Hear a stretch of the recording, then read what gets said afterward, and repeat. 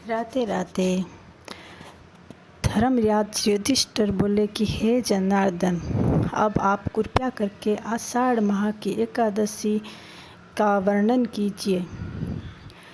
जो सबका उनका वर्णन कीजिए। तो श्री कृष्ण भगवान बोले, हे राजन, आषाढ़ माह के कृष्ण पक्ष की एकादशी का नाम योगिनी एकादशी है।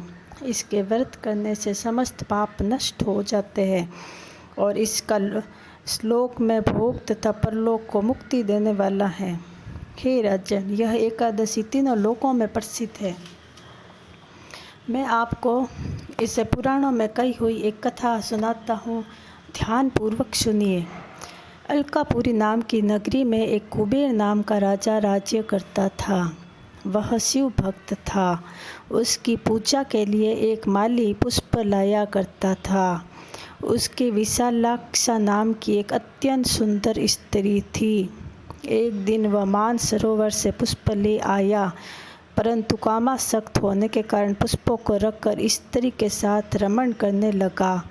दोपहर तक न आया। जब राजा कुबेर को उसकी राह देखते देखते दोपहर हो गई तो उसने क्रोधपूर्वक अपने सेवकों को आज्ञा दी कि तुम लोग जाकर हेममाली का पता लगाओ कि वह अभी तक पुष्प लेकर क्यों नहीं आया।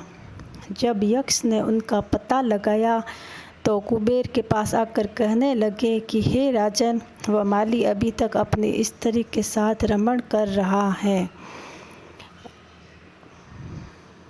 यक्षों की बात को सुनकर कुबेर ने हेममाली को बुलाने की आज्ञा दी। हेममाली राजा के कुबेर के सम्मुख डर कर कंपकंपाते हुए उपस्थित हुआ और प्रणाम किया। उसको देखकर बोला कि कुबेर को महान क्रोध आया। उसने कहा, हे पापी, हे महानीच, हे कामी, तूने मेरे पूजनीय ईश्वरों के ईश्वर शिव जी का अपमान किया है, अनादर किया है।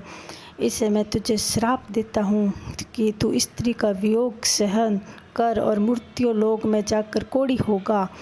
कुबेर के श्राप के प्रभाव से वह उसी क्षण सड़क से पृथ्वी पर गिरा और कोढ़ी हो गया। उसकी स्त्री भी उसी समय अंतर्ध्यान हो गई। मृत्यु लोक में जाकर उसने महान दुख भोगे, परंतु शिव जी की भक्ति के प्रभाव से उसकी बुद्धि मलिन न हुई। वह हिमालय पर्वत की ओर चल दिया। वहाँ चलते चलते मार्कंडेश्वर ऋषि के आश्रम में पहुँचा। वहाँ ऋषि अत्यंत वृद्ध तथा तपशाली थे।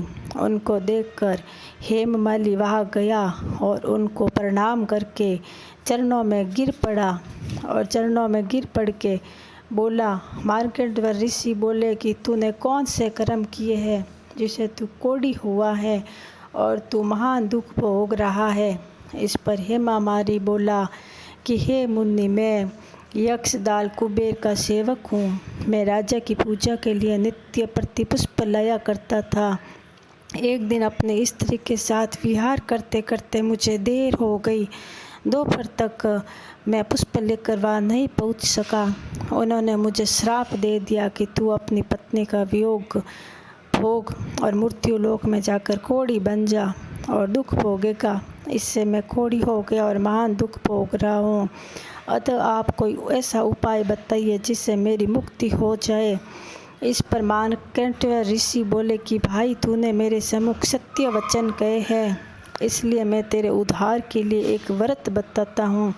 यदि तू आषाढ़ माह के कृष्ण पक्ष की योगिनी नामक एकादशी की विधि पूर्वक व्रत करेगा तो तेरे सभी पाप नष्ट हो जाएंगे। इस पर हेममाली बहुत प्रसन्न हुआ और मुनि के वचनों के अनुसार योगिनी एकादशी का विधि पूर्वक व्रत किया। इसके प्रभाव से वह फिर अपने पुराने रूप में आ गया और अपनी स्त्री के साथ विहार करने लगा। हे राजन, इस योगिनी की कथा का फल 88 सहस्त्र ब्राह्मणों को भोजन करने के बराबर है। इसके व्रत से समस्त पाप नष्ट हो जाते हैं और अंत में स्वर्ग मिलता है। जय श्री कृष्ण।